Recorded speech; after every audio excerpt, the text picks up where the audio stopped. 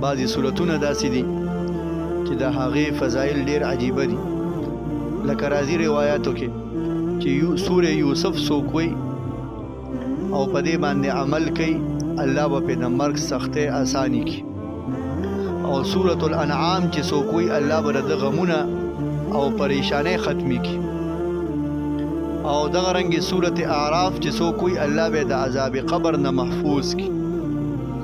سورة انفال چې څوک وی الله به د منافقت د جن نه وساتي چې دا وی په دې باندې عمل کړي. سورة عصر چې څوک وی الله جل شانه به د زړه تنګسیا ختم کړي. سورة الفلق والناس چې څوک وی الله به د آفات او بلیات او د جادوګانو تعویذونو نه حفاظت وکړي. نو دا وایي خره دې ډیر زیات فضایل او برکات دي. د قرآن ټول آیاتونه او ټول سورتونه هغه د فضیلت نه ډک دي.